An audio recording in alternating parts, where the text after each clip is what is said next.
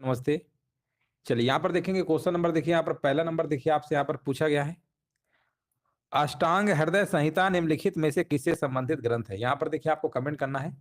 अष्टांग हृदय संहिता जो है निम्नलिखित में से किससे संबंधित ग्रंथ है आपका?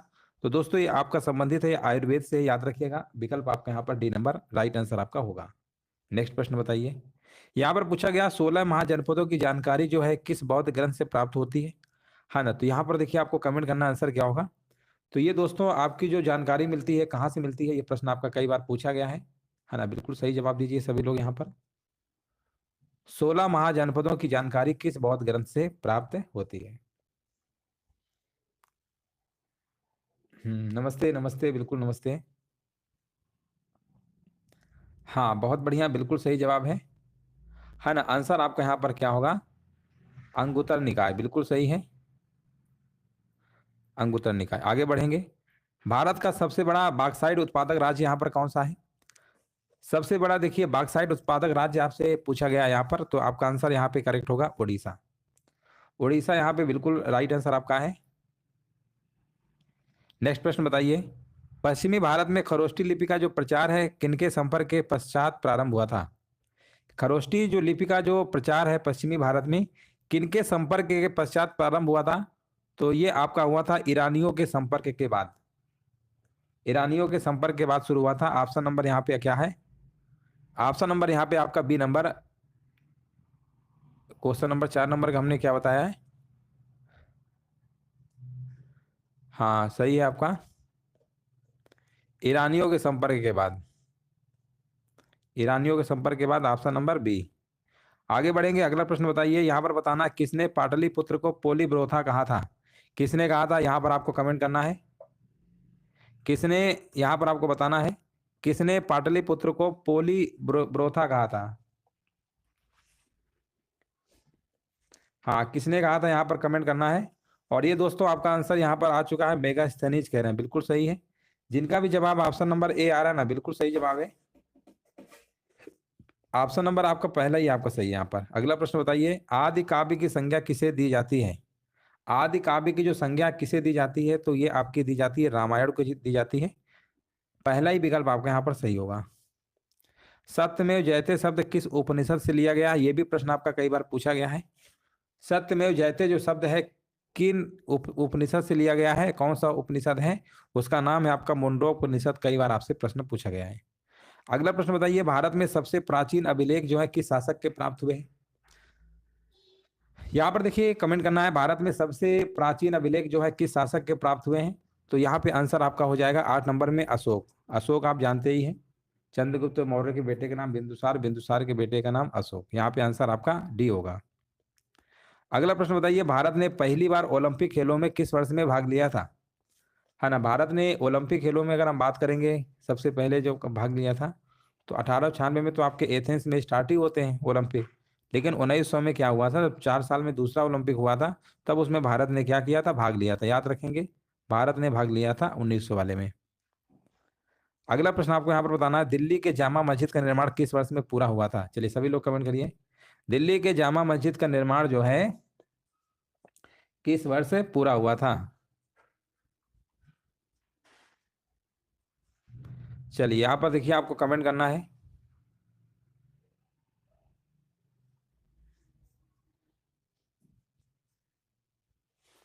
हाँ यहाँ पर देखिए 10 नंबर का सभी लोग कमेंट करिए, राइट आंसर क्या होगा?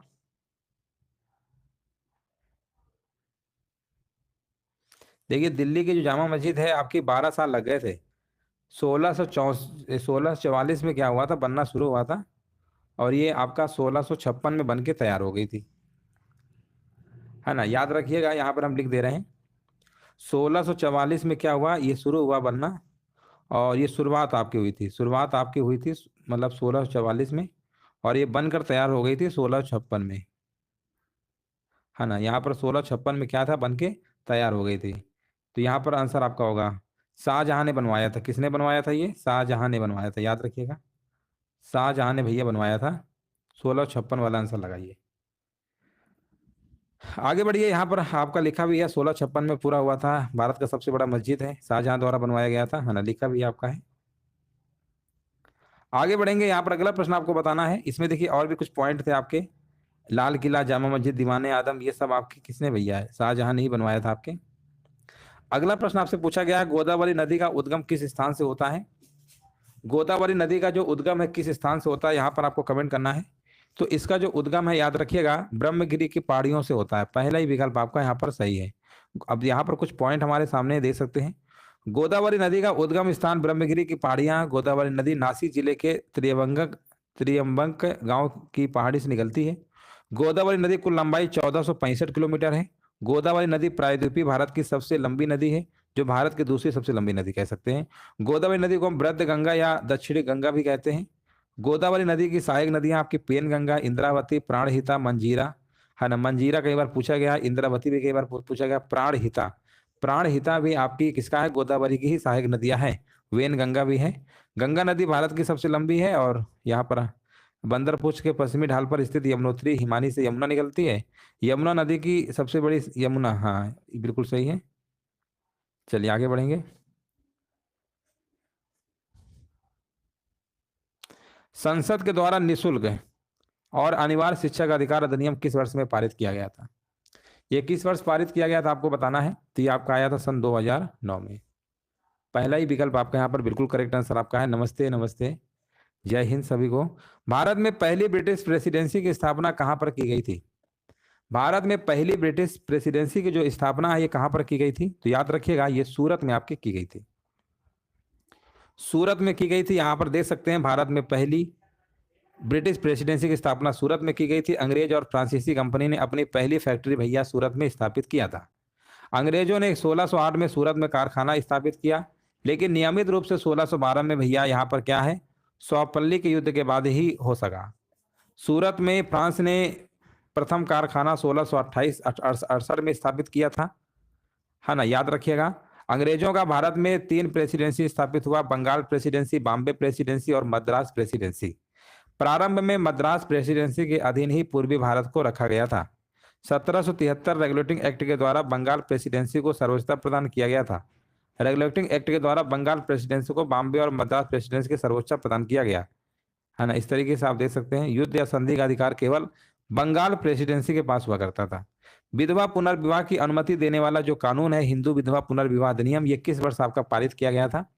है ना, विधवा पुनर्विवाह ये जो अधिनियम है आपका पारित किया गया था 1856 में पारित किया गया था, याद रखिएगा। विकल्प आपका यहाँ पर बी आपका सही होगा। चींटी के डंक में कौन सा अम्ल पाया जाता है? चींटी के डंक में भैया कौन सा अम्ल पाया जाता है? तो आप कहेंगे सर इसमें आपका जो पाया जाता है वो आपका मेथनोइक एसिड होता है। ये कई बार आपसे पूछा गया है, याद रखिएगा। टार्टेरिक एसिड आप जानते हैं इमली वगैरह में पाया जाता है, और मेथनोइक एसिड को हम फार्मिक अम्ल भी कहते हैं। क्या कहते हैं? फार्मिक अम्ल भी कहते हैं, याद रखिएगा। फार्मिक अम्ल भी कहते हैं, है ना, फार्मिक अम्ल भी कहते हैं। फार्मिक अम्ल याद रखिएगा। HCOOH इसका क्या होता है? फार्मूला होता है फार्मिक एसिड का। एस्टिक एसिड का फार्मूला आप लोग जानते ही हैं। एस्टिक एसिड का क्या होता है? CH3COOH, है ना। सिरका में एस्टिक एसिड आपको देखने को मिलता है। लैक्टिक एसिड आप जानते ही हैं दूध में। चलिए आगे बढ़ेंगे, अगला प्रश्न बताइए, है ना। मेथनोइक इसी को हम फार्मिक एसिड भी कहते हैं, इसका फार्मूला हमने आपको बता ही दिया था। आगे बढ़ेंगे। अंतर्राष्ट्रीय नृत्य दिवस कब मनाया जाता है? अंतर्राष्ट्रीय नृत्य दिवस जो आपका मनाया जाता है ये हर साल आपका 29 अप्रैल को मनाया जाता है। विकल्प आपका यहाँ पर सी नंबर करेक्ट आपका होगा। लंदन में संपन्न हुए दूसरे गोलमेज सम्मेलन में कांग्रेस का प्रतिनिधित्व किसने किया था? चलिए कमेंट करिए सभी लोग। लंदन में संपन्न हुए दूसरे गोलमेज सम्मेलन में कांग्रेस का प्रतिनिधित्व किसने किया था? किसने किया था यहाँ पर कमेंट करिए।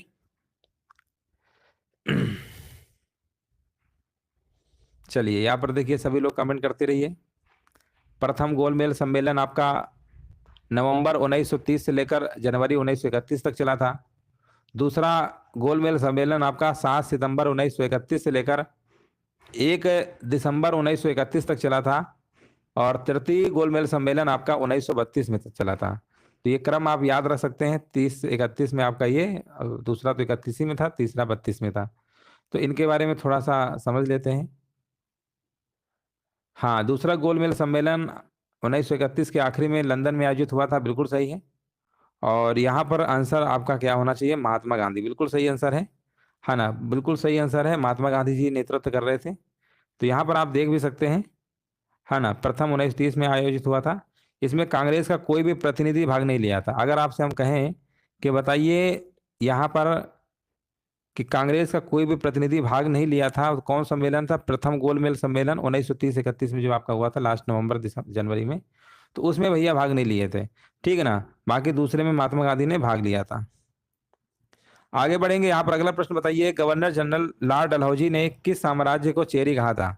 कौन से साम्राज्य को चेरी कहा था, याद रखिएगा। ये कहा था आपका अवध साम्राज्य को। विकल्प आपका यहाँ पर राइट आंसर आपका होगा।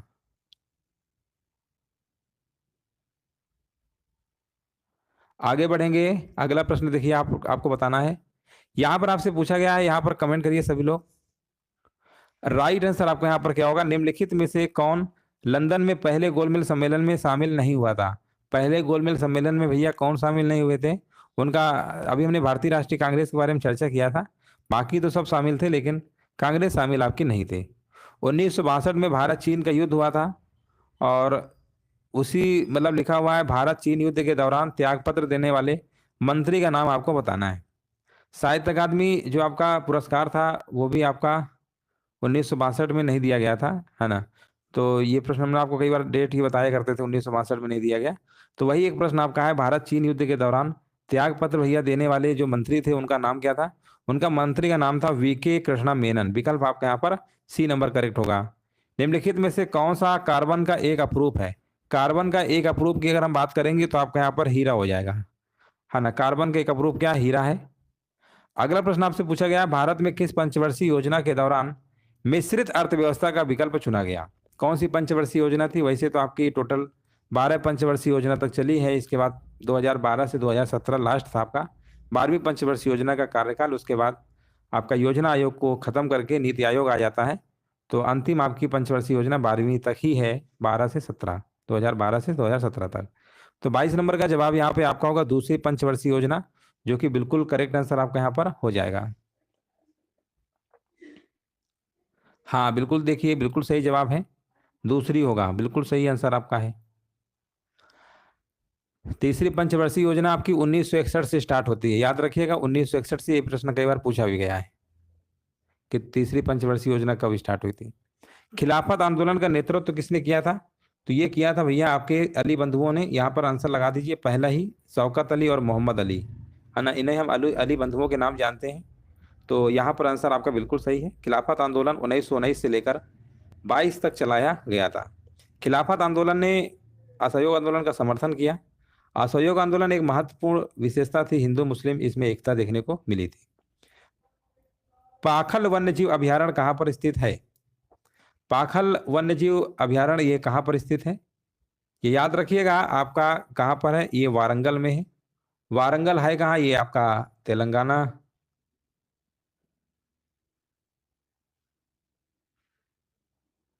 हाँ पाखल बिल्कुल सही है। चंद्रप्रभा चंदौली में आपका है। चंद्रप्रभा अभयारण्य कहाँ है?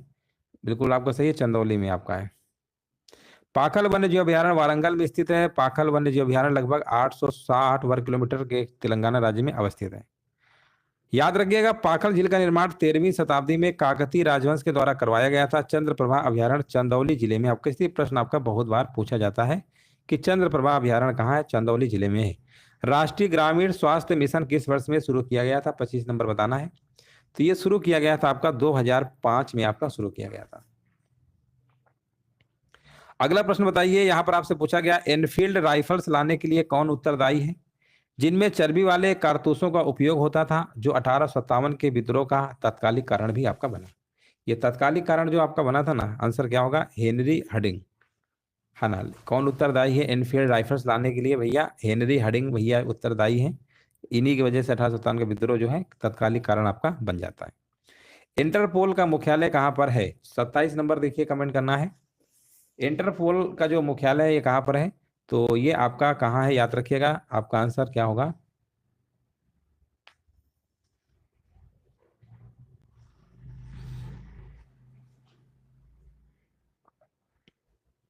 चलिए कमेंट करिए सभी लोग, राइट आंसर बताइए क्या होगा। काफी लोगों के जवाब अलग अलग क्यों आ रहा है? इंटरपोल का मुख्यालय कहाँ पर स्थित है, ये हमने आपसे पूछा है।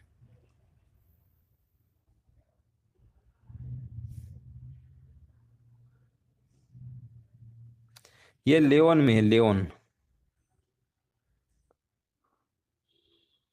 लियोन कहाँ पड़ता है, फ्रांस में पड़ता है। लियोन कहाँ पड़ता है, फ्रांस में पड़ता है। ये लियोन में है। लियोन कहाँ पर है दोस्तों, फ्रांस में है। देख सकते हैं यहाँ पे लिखा भी है आपका। इंटरपोल का मुख्यालय फ्रांस यानी लियोन में स्थित है। 1923 ईस्वी में अंतर्राष्ट्रीय आपराधिक पुलिस संस्था आईसीपीओ की स्थापना किया गया था। 1956 से आईसीपीओ के स्थान पर हम इंटरपोल के नाम से जानते हैं। इंटरपोल 7 प्रकार के नोटिस जारी करता है। एक रेड नोटिस, एक येलो नोटिस, एक ग्रीन नोटिस, एक ऑरेंज नोटिस, एक पर्पल नोटिस, एक ब्लू नोटिस और एक ब्लैक नोटिस। 7 प्रकार के नोटिस जारी करता है। ब्लू कॉर्नर नोटिस के द्वारा अपराधियों की पहचान, स्थान एवं गतिविधियों के बारे में अतिरिक्त जानकारी एकत्र करने के लिए जारी किया जाता है। रेड नोटिस ये सभी इंटरपोल सदस्य देशों में संदिग्धों को ट्रैक करने और गिरफ्तार करने के लिए सुरक्षा एजेंसियों को अनुमति देता है, ताकि उनके खिलाफ प्रत्यर्पण की कार्यवाही शुरू की जा सके। तो समझ गए, इंटरपोल का मुख्यालय फ्रांस में है, लियोन शहर में है। लियोन कहाँ पे पड़ता है, फ्रांस में आपका पड़ता है। अगला प्रश्न आपसे पूछा गया, भारत में कौन सी नदी में रिवर डॉल्फिन पाई जाती है। कौन सी नदी में रिवर डॉल्फिन पाई जाती है, ये आंसर आपका हो जाएगा घाघरा नदी। घाघरा रिवर में आपकी डॉल्फिन पाई जाती है, याद रखिएगा, है ना। यहाँ पर बिल्कुल सही आंसर आपका है। यहाँ पर आप देख भी सकते हैं, घाघरा रिवर में डॉल्फिन पाई जाती है। गंगा नदी में सर्वाधिक डॉल्फिन पाई जाती है। कौन सी नदी में, गंगा नदी में पाई जाती है। सिंधु नदी में भी डॉल्फिन पाई जाती है। भारत सरकार ने 2009 में डॉल्फिन को भैया राष्ट्रीय जलीय जीव घोषित कर दिया कि भैया आज से राष्ट्रीय जलीय जीव जीव है आपका, डॉल्फिन को माना जाएगा 2009 में। डॉल्फिन कशेरुकी संघ का जीव होता है, याद रखिएगा। ये सब आपका डॉल्फिन अनुसंधान केंद्र पटना विश्वविद्यालय परिसर में आपका स्थित है। भारत में राष्ट्रीय विज्ञान दिवस कब मनाया जाता है, यहां पर कमेंट करिए सभी लोग, आंसर क्या होगा। राष्ट्रीय विज्ञान दिवस कब मनाया जाता है। उम्मीद है इस प्रश्न का जवाब सभी लोग सही देंगे, है ना। यहाँ पर आंसर हमारे बीच आ भी चुका है ना। अब आप कहेंगे सर ये जो राष्ट्रीय विज्ञान दिवस है 28 फरवरी को ही क्यों मनाते हैं, तो एक बार हमने आपको बताया था कि भारत के जो भैया महान वैज्ञानिक हैं सीवी रमन, उन्होंने रमन इफेक्ट की खोज किया था। तो इसी के चलते 1987 से, है ना, 1987 से कहा गया भैया कि 28 फरवरी को विज्ञान दिवस मनाया जाएगा। वो भी कौन सा विज्ञान दिवस, राष्ट्रीय विज्ञान दिवस आपका मनाया जाएगा, ये घोषणा कर दी गई। तो उन्होंने भैया सीवी रमन की बहुत बड़ा योगदान था रमन इफेक्ट में, तो इसी के चलते ये मनाया जाता है। तो अब आप समझ गए होंगे। तो कोई अगर आपसे पूछेगा तो आप जरूर बता देंगे।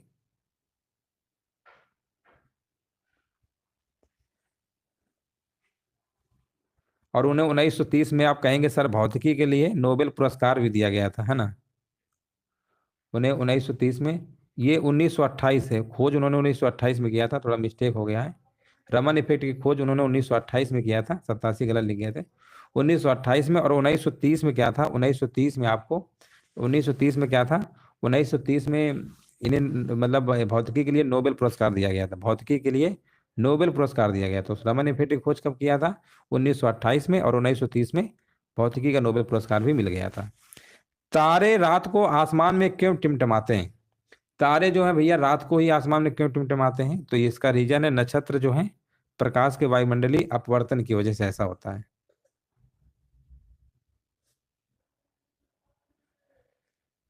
चलिए आगे बढ़ेंगे, अगला प्रश्न आपके सामने है, आपको कमेंट करना है।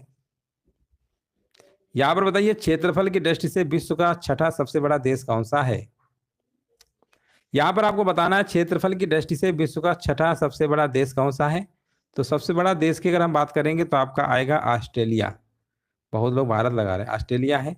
7वें नंबर पे भारत आपका है, यहाँ पर आप देख सकते हैं।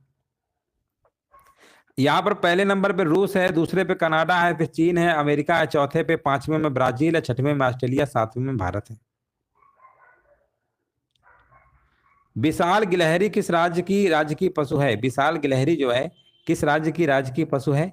तो ये आपकी कहाँ की, ये आपकी महाराष्ट्र की है, याद रखिएगा। ऑप्शन नंबर आपका ए नंबर सही है। लोकप्रिय काल्पनिक उपन्यास चंद्रकांता की रचना किसने की थी, है ना। यहाँ पर देखिए कमेंट करना है, आंसर क्या होगा।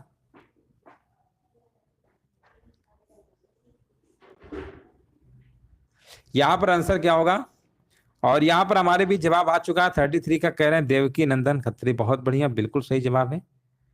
1932 का पूना पैक्ट समझौता महात्मा गांधी और इनमें से किस नेता के बीच हस्ताक्षरित किया गया था? 34 का आंसर होगा B R Ambedkar ji, answer लगा दीजिए भीमराव अम्बेडकर वाला। कामाख्या मंदिर किस राज्य में स्थित है? 35 का आंसर देना है। तो कामाख्या मंदिर जो आपका है ये आपका असम राज्य में है, असम, असम की राजधानी दिसपुर है, आंसर लगा दीजिए सी नंबर। उत्तर प्रदेश में निम्नलिखित में से कौन सा आपका स्मारक नहीं है? तो आप कहेंगे सर ताजमहल आगरा में, हमने कहा सही है। बड़ा इमाम बाड़ा आप कहेंगे सर लखनऊ में है। ये सब तो कहीं ना कहीं दिख ही रहे हैं आपको, है ना। सारनाथ स्तूप भी आपका है यूपी में ही, ये सब तो हैं। बट ये सफदरजंग का मकबरा जो है ना, ये यूपी में नहीं है। तो ये है कहाँ पर? ये भारत की राजधानी दिल्ली में, भारत की राजधानी ये दिल्ली में, याद रखिएगा। आंसर आपको ए नंबर लगा देना है। चलिए आगे बढ़ेंगे, अगला प्रश्न आपको बताना है आंसर क्या होगा। चलिए यहाँ पर जवाब दीजिए, यहाँ पे राइट आंसर क्या होगा?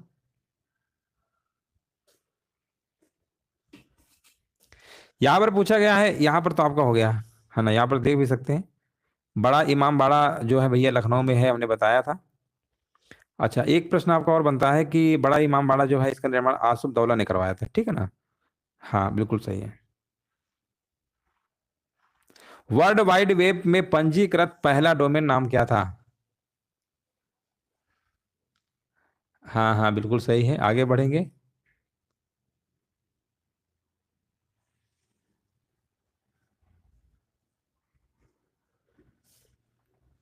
वर्ल्ड वाइड वेब में पंजीकृत पहला डोमेन का नाम क्या था? 37 नंबर। तो www यहाँ पर आप देख सकते हैं symbolics.com करके।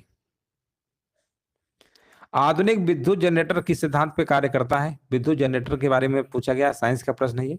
तो ये दोस्तों आपका जो ये काम करता है ना, ये विद्युत चुंबकीय प्रेरण के सिद्धांत पे काम करता है। विद्युत चुंबकीय प्रेरण के सिद्धांत पे काम करता है, याद रखिएगा।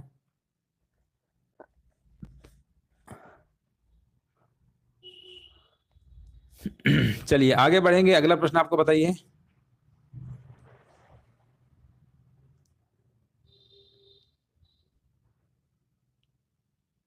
यहाँ पर पूछा गया इनमें से किसे भारतीय सिनेमा के जनक के रूप में जाना जाता है? तो आप कहेंगे सर दादा साहब फाल्के जी हैं। हाँ ना, बिल्कुल सही आंसर आपका है, सी नंबर होगा। दादा साहब फाल्के भारतीय सिनेमा के जनक के रूप में जाने जाते हैं। इनके नाम पर सिनेमा का सबसे प्रतिष्ठित अवार्ड दादा साहब फाल्के अवार्ड दिया जाता है। भारत की प्रथम फिल्म राजा हरिश्चंद्र का निर्माण भी भैया दादा साहब फाल्के ने किया था। एक प्रश्न आपके लिए और बन गया कि जो फिल्म थी आपकी राजा हरिश्चंद्र, इसका निर्माण किसने करवाया था? तो दादा साहब फाल्के ने ही किया था। दादा साहब फाल्के पुरस्कार का जो प्रारंभ है 1969 में हुआ था, और यह सम्मान पहली अभिनेत्री भैया देविका रानी को प्रदान किया गया। अगर आपसे पूछता है कि भैया कौन सी अभिनेत्री को सबसे पहली बार आपका ये दादा साहब फाल्के पुरस्कार दिया गया, तो उनका नाम है देविका रानी, 1969 में दिया गया था। अगला प्रश्न बताइए, भारत में निम्नलिखित में से किस पहाड़ी को ब्लू माउंटेन के रूप में जाना जाता है? 40 नंबर में। तो ये आंसर आपका हो जाएगा नीलगिरी की पहाड़ियों को, है ना। यहाँ पर बिल्कुल करेक्ट आंसर आपका हो जाएगा। आगे बढ़ेंगे, अगला प्रश्न आपको बताना है। बुकर पुरस्कार जीतने वाली पहली भारतीय महिला का नाम इनमें से आपका क्या है? बुकर पुरस्कार जीतने वाली जो पहली भारतीय महिला है उनका नाम है आपका अरुंधति राय। विकल्प आपका यहाँ पर डी नंबर, बिल्कुल करेक्ट आंसर आपका हो जाएगा। यहाँ पर आप देख सकते हैं बुकर पुरस्कार जीतने वाली पहली महिला, भारतीय महिला अरुंधति राय। इसकी शुरुआत भी आपकी 1969 में हुई थी, है ना। अब आप कहेंगे सर बुकर पुरस्कार की भी शुरुआत 1969 में हुई थी। अब आप कहेंगे दादा साहब फाल्के की पुरस्कार की शुरुआत भी 1969 में हुई थी। हाँ दोनों पुरस्कारों को हुई थी, इसमें कोई दिक्कत नहीं है। 16वीं लोकसभा के अध्यक्ष का नाम आपको बताना है, कौन था भैया? 16वीं लोकसभा के अध्यक्ष कौन थे? तो वो आपकी कौन थी? उनका नाम था सुमित्रा महाजन, है ना, सुमित्रा महाजन, बिल्कुल सही आंसर आपका है। पहली महिला लोकसभा अध्यक्ष कौन थी भैया? मीरा कुमार, है ना।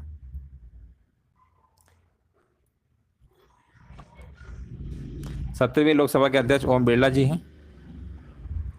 प्रथम राज्यसभा सभापति डॉक्टर एस राधाकृष्णन थे।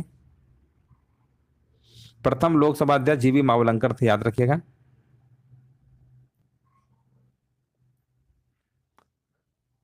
हाँ बिल्कुल, देखिए बात सही है। 2009 से 2014 तक आपकी रही थी मीरा कुमार, जो कि पहली महिला थी आपकी लोकसभा के अध्यक्ष थी, याद रखिएगा।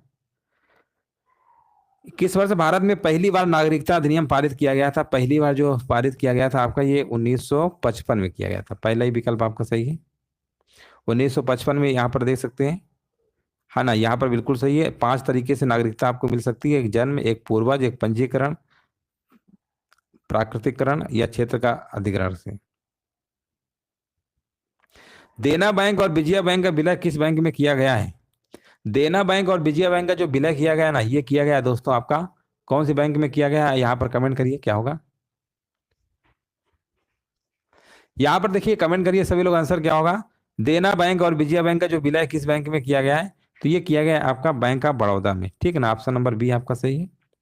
विश्व पुस्तक दिवस प्रत्येक वर्ष किस दिन मनाया जाता है? विश्व पुस्तक दिवस जो है आपका हर साल जो मनाया जाता है, ये दोस्तों आपका 23 अप्रैल को मनाया जाता है ना। बिल्कुल देखिए, करेक्ट आंसर आपका यहाँ पर होगा। नालंदा और विक्रमशिला विश्वविद्यालय की स्थापना किस राजवंश के शासनकाल में हुई थी? नालंदा और विक्रमशिला विश्वविद्यालय की स्थापना किस राजवंश के शासनकाल में हुई थी? तो ये आपकी हुई थी आपका पाल, विकल्प नंबर बी होगा। एक सामान्य वयस्क के मानव शरीर में लगभग मैग्नीशियम कितने ग्राम होता है? मैग्नीशियम की मात्रा आपको बतानी है। तो इसमें अगर हम बात करेंगे, यहाँ पर आपका आंसर होना चाहिए 25 ग्राम होती है, 25 ग्राम। एक क्षेत्रीय ग्रामीण बैंक में भारत सरकार का हिस्सा कितना होता है?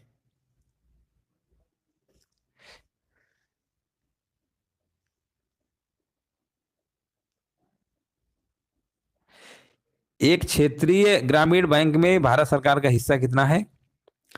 तो इसमें आपका है कितना है? 50% आपका होता है।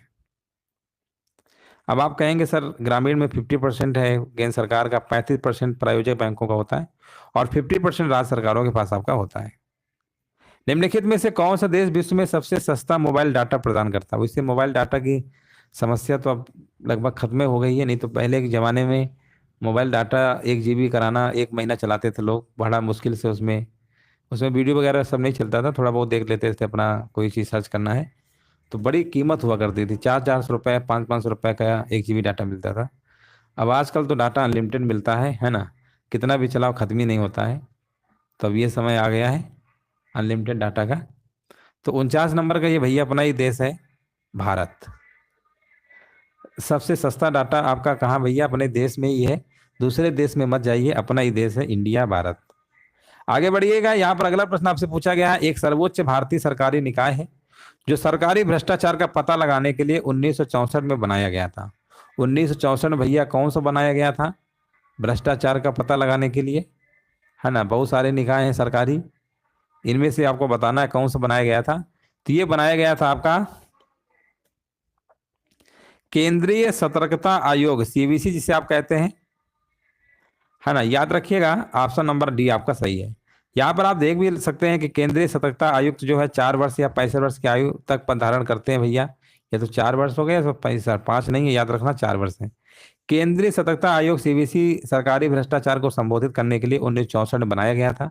एक शीर्ष भारतीय सरकारी निकाय है जो केंद्र सरकार के तहत सभी सतर्कता की निगरानी करता है, मतलब इसमें पूरा कंट्रोल केंद्र सरकार का रहता है। CBC की स्थापना भारत सरकार के द्वारा फरवरी 1964 में श्री के संथानम समिति की अध्यक्षता वाली भ्रष्टाचार निवारण समिति की सिफारिशों पर आपकी किया गया था। तो इस तरीके से जो आपका ये टेस्ट था कंप्लीट हो चुका है। ये क्लास आपकी डेली चलती है सुबह 11 बजे। उम्मीद है सेशन अच्छा लगा होगा। चलिए, सभी को जय हिंद, सभी को वंदे